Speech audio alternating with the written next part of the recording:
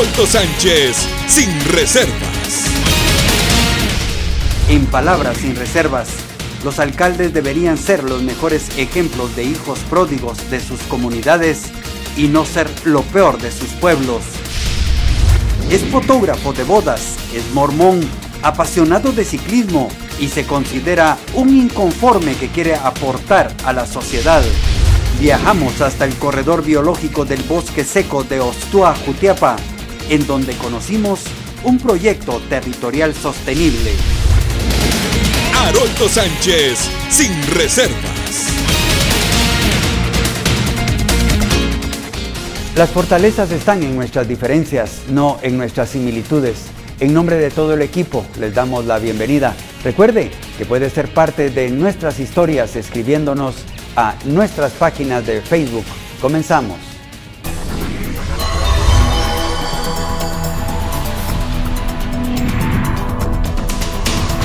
Hay cosas que, como decían las abuelas, no tienen perdón de Dios. Y el caso del alcalde de Patulul, Suchitepeques, Edgar José García Monroy, quien en las elecciones llegó al poder municipal con el partido de la UNE, se ve en un video cuando denigra de manera vergonzosa a un joven con discapacidad a quien se humilla y se tortura.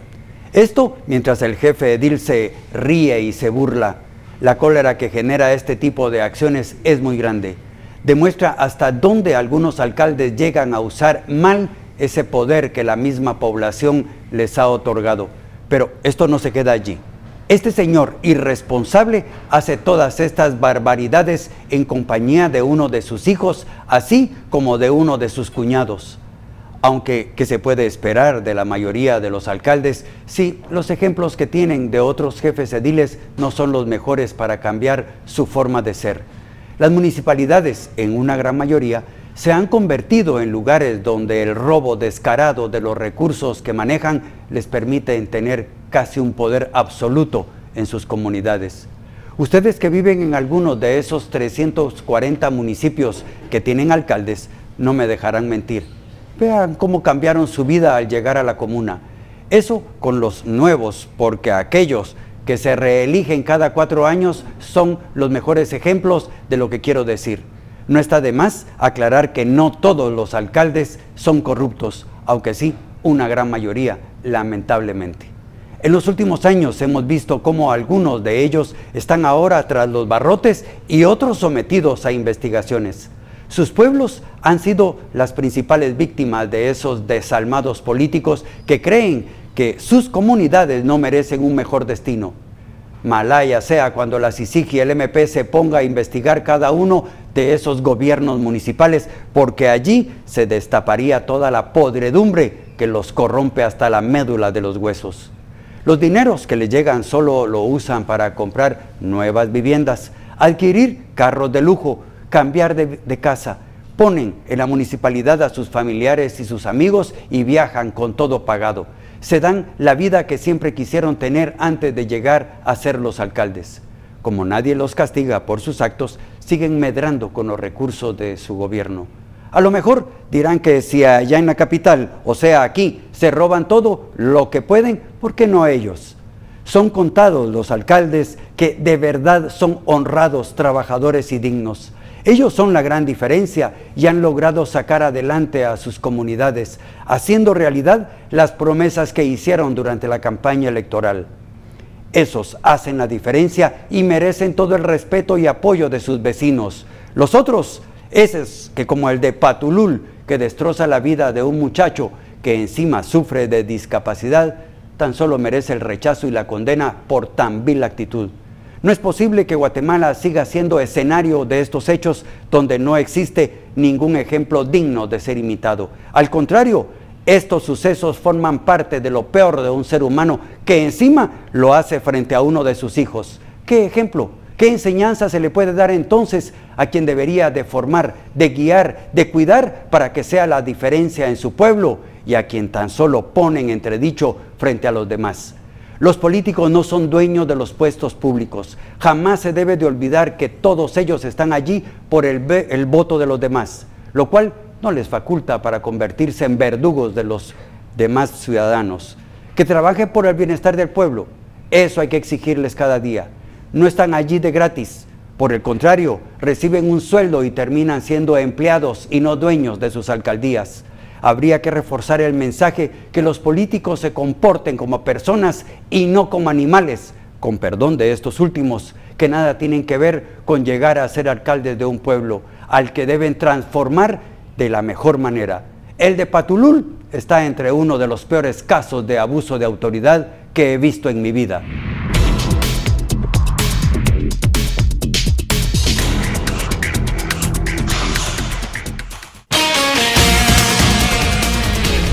Al volver, el problema de la desigualdad no es de oportunidades, sino cultural. Un pensamiento fundamentado de otro de los personajes de Plaza Pública.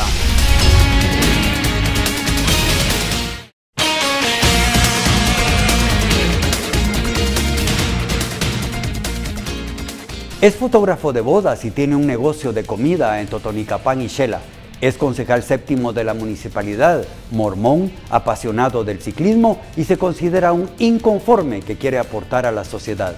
Hoy conoceremos a otro de los guatemaltecos entrevistados por Plaza Pública. Mi nombre es Alan Moisés Daniel Ixexal Gómez, soy originario acá de Totonicapán, tengo 30 años. Me dedico básicamente a fotografía de bodas. Tenemos un negocio familiar, que son unos food trucks. Actualmente también tengo una participación política como concejal séptimo en la Corporación Municipal de Totonicapán.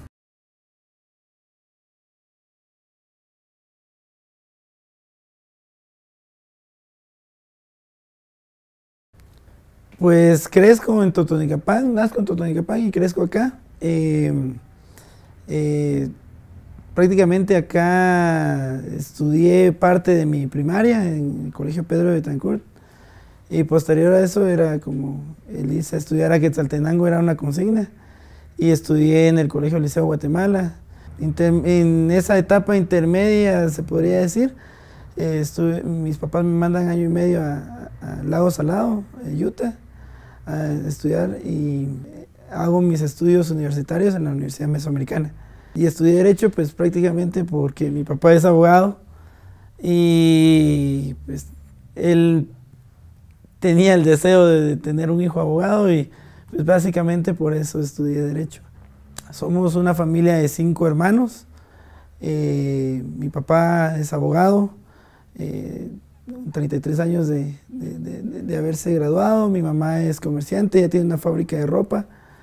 Y básicamente, pues acá en Totonicapán es donde hacemos nuestra vida y es donde desarrollamos también. Me casé hace 2 años, mi esposa es salvadoreña, la conocí por la iglesia, nosotros somos mormones. Mi hija tiene 3 meses, pues básicamente ese es mi núcleo familiar. Bueno, la fotografía ha sido una influencia desde mi niñez. Realmente mi papá también ha tenido como cierta afición a la fotografía y él traía las cámaras a la casa y era como mi curiosidad. A esto era que yo siempre, dentro de mi curiosidad, desarmaba las cámaras o me gustaba filmar a mis amigos. Pues la fotografía de bodas empieza porque una prima, pues se iba a casar y me prestó la cámara. Entonces yo le dije que le iba a tomar las fotos y que solo ella pagara las impresiones en esa época. Y entonces yo le dije que le iba a regalar 300 fotos por 500 quetzales. Entonces eso fue hace aproximadamente 8 años. Y vi una oportunidad de empleo, vi una oportunidad de poder ganar algo de dinero. Y ahí es donde comienza ya mi trabajo como fotógrafo de bodas.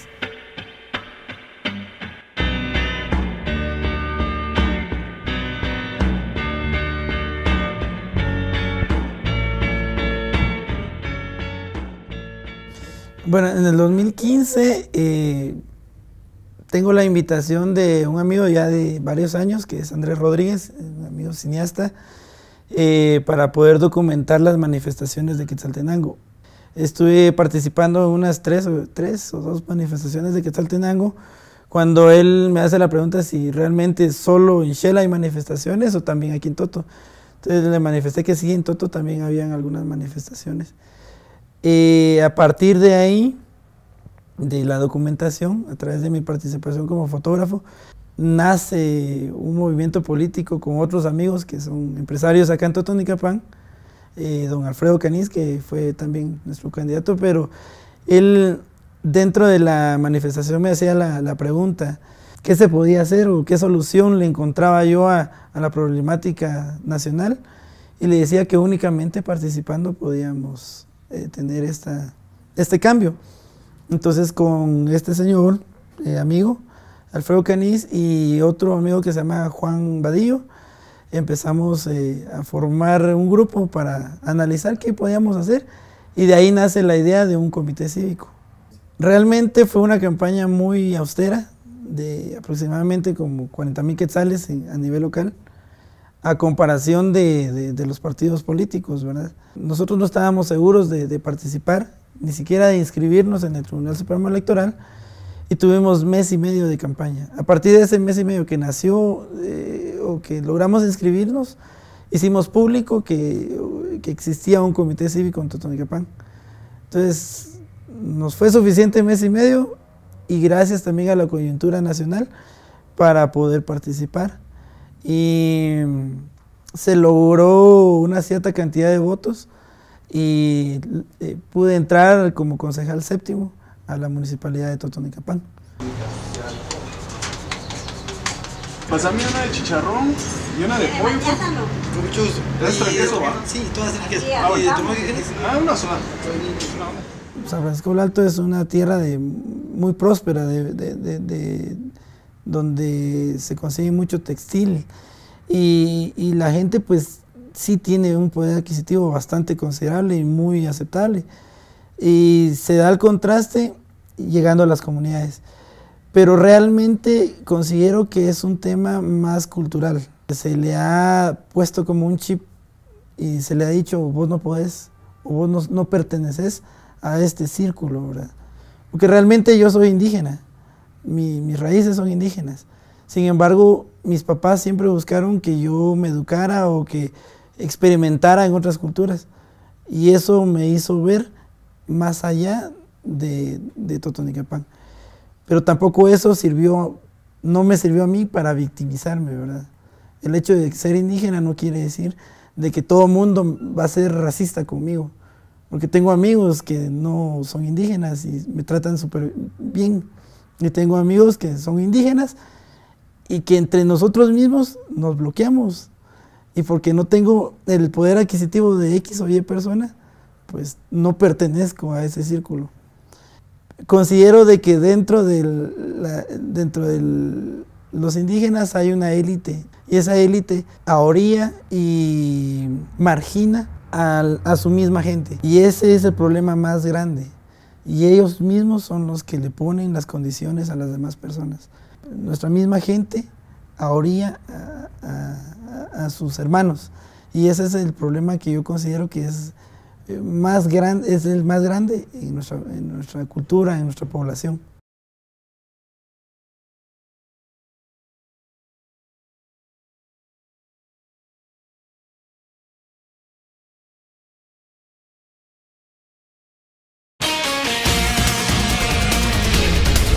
Al regresar, la terminal es uno de los lugares que visitamos para conocer el mercado de contrabando de cigarrillos.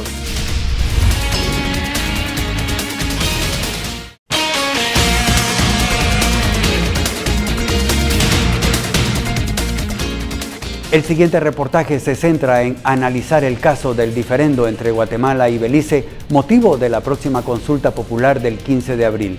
El objetivo es brindar información de un tema que desconoce la mayoría de guatemaltecos.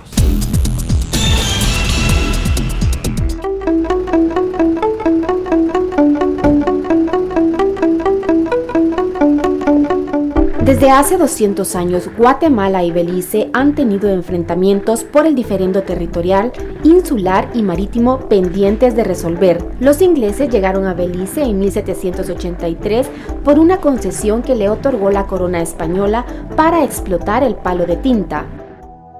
Empieza la cuenta regresiva para la consulta popular. El experto en este tema, el exministro de Relaciones Exteriores, Carlos Raúl Morales, nos llevó a esa parte de la historia. Cuando Guatemala entonces nace a la vida independiente en 1821, ya hereda este problema, y desde 1821, desde que nos hicimos independientes, hemos venido tratando de resolver este problema que no hemos logrado hasta el día de hoy. Después de muchos intentos por resolver este problema, el Reino Unido otorgó su independencia unilateral. Entonces a Guatemala le correspondió reconocer a Belice como un país independiente en 1991. Guatemala no reconoció el territorio porque Guatemala cree tener derechos sobre el territorio continental, insular y marítimo que Belice ocupa.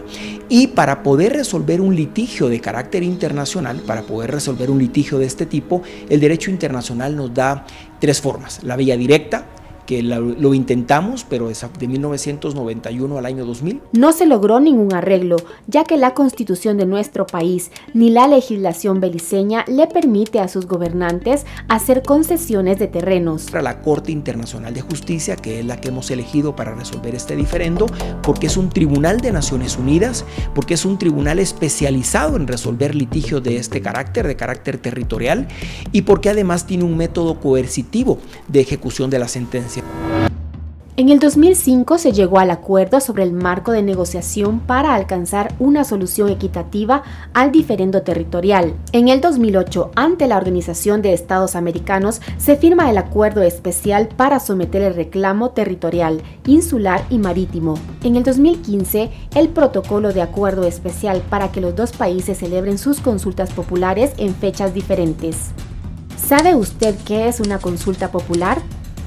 Es una forma de participación ciudadana en donde el pueblo opina, aprueba o rechaza una decisión. ¿Qué pasaría si uno de los dos países dice que no? En la eventualidad de que en algún país se diga no, existe la obligación por parte del Estado de ese país de buscar el mecanismo legal de llegar a la Corte. Eso implica o repetir la consulta popular después de un proceso de educación en el cual le informe a su población por qué razón tiene que votar sí. El 27 de abril de 2012, los dos países acordaron que las consultas populares se celebrarían el 6 de octubre de 2013.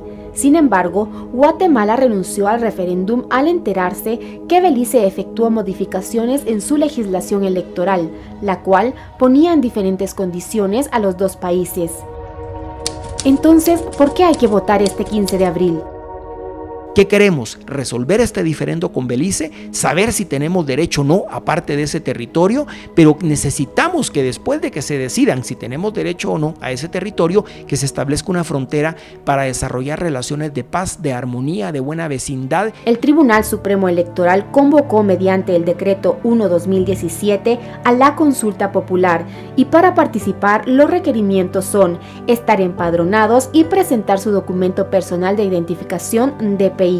Este es un tema de Estado, este es un tema que involucra a todos los guatemaltecos y con el cual hemos venido cargando. Es una carga pesada que traemos desde 1821. Yo creo que es el momento histórico para poderlo resolver.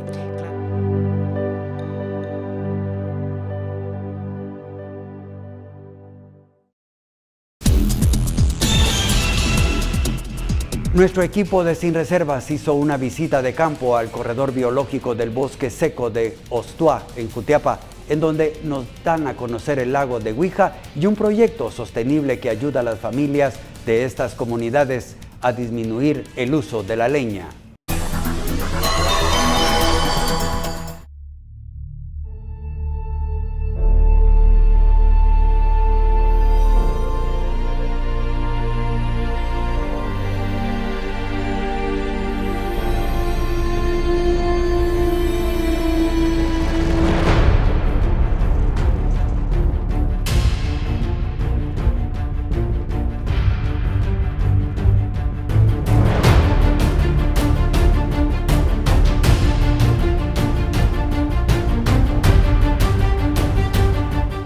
Viajamos con el equipo de la Embajada de Alemania, el Ministerio de Ambiente, Fundación Calmecac y con los embajadores de México y Costa Rica, con el fin de intercambiar experiencias.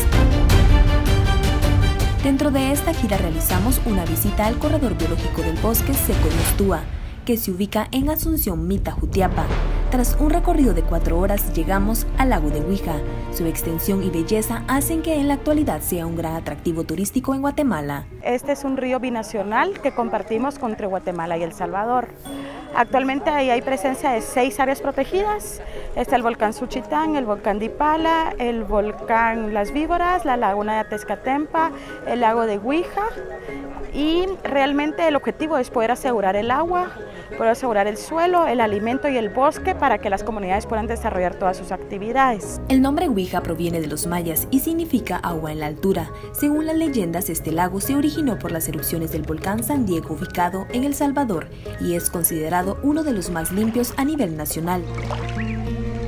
También acudimos a la comunidad del Guayabo, misma que se encuentra a un costado de este lago, en donde se implementó un programa sostenible para que las familias disminuyan el consumo de leña, implementando estufas hechas con cal, tierra y ceniz, con el fin de reducir la deforestación del bosque seco y sus suelos. Antes ocupábamos de 5 a 6 leños, ahora utilizamos solo 2 para que la estufa caliente y queda calienta todo el día.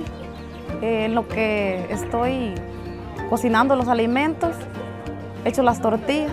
En este recorrido observamos que las casas son pequeñas y en su mayoría de un solo ambiente, por lo que este proyecto de estufas ahorradoras buscó adaptarse. El humo ya no se le encierra adentro de la cocina, sino que sale arriba. El trabajo es menos porque le dilata más el calor. Entonces, esta pasa todo el día caliente y ellas pasan ya fácil para poder cocinar.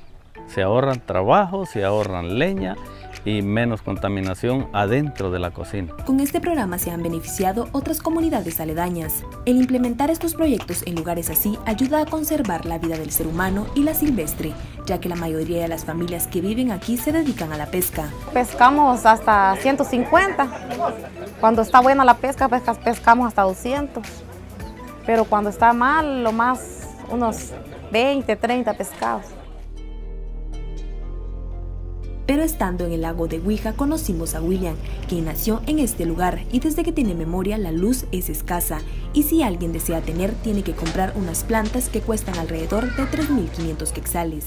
La verdad nunca ha habido.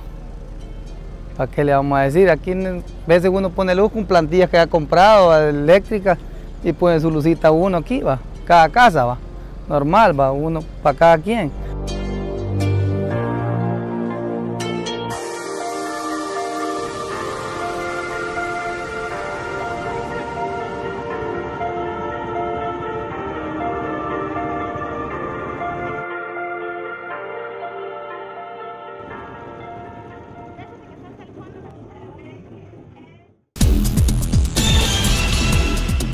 Siempre es más valioso tener el respeto que la admiración de las personas.